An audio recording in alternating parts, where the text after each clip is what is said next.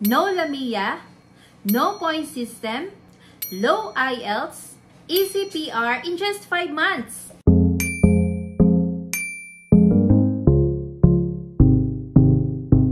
Yes po, PR in just 5 months. Sa case ko, nagland ako ng September 2019 at naging PR ako ng February 2020.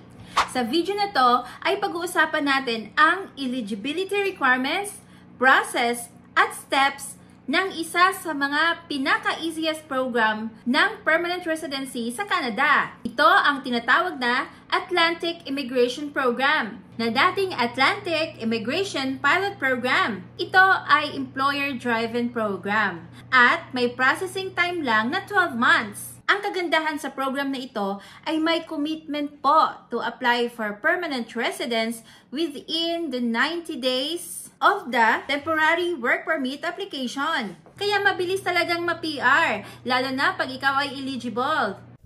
May dalawang stream ito. Ang una ay worker stream at ang pangalawa ay ang international graduate stream. Ang required work experience sa worker stream ay 1,560 hours in the last 5 years. It has to be paid work experience. Pwede tuloy-tuloy ito or pwede din na makuha in different times. Basta po hindi volunteer work experience. Ang work experience ay pwede kahit wala sa Canada as long as meron pong proof. Sa education requirement naman ay dapat K-12 or high school equivalency sa Canada. So need mo ipa-access sa ECA ang education attainment mo kung saan ka nag-aaral. Pwede sa WES or other designated organization. Ang link ay isi-share ko po sa description.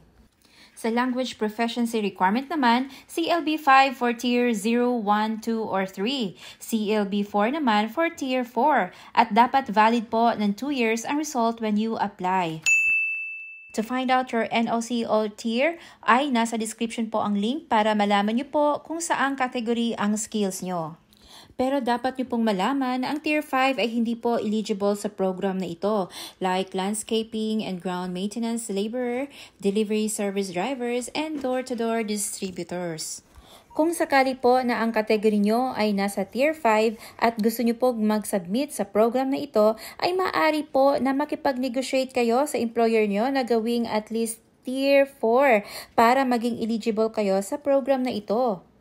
Pagdating naman po sa settlement funds or proof of funds, if you are already live in Canada and are working with a valid work permit, ay hindi na po kailangan ng proof of funds.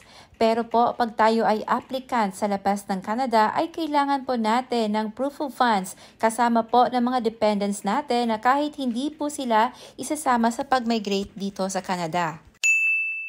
Pagdating naman sa international students, magandang balita to sa mga gustong mag-settle sa Atlantic Province.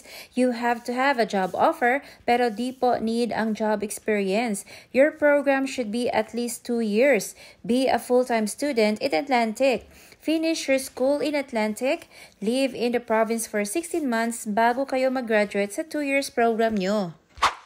Una, ay kailangan mong magkaroon ng valid job offer sa isa sa mga AIP designated company sa 4 na Atlantic provinces ng Canada. Ito ay ang Nova Scotia, Newfoundland and Labrador, New Brunswick, and Prince Edward Island. Once makareceive na kayo ng job offer, ay kailangan nyo pong kumonek sa Settlement Plan Service Provider. Please ensure that you only contact the institution based on your location. Halimbawa po, pag dito po kayo sa Nova Scotia nakakuha ng valid job offer, ay dapat sa NS po na Settlement Plan Service Provider ang kukontakin ninyo.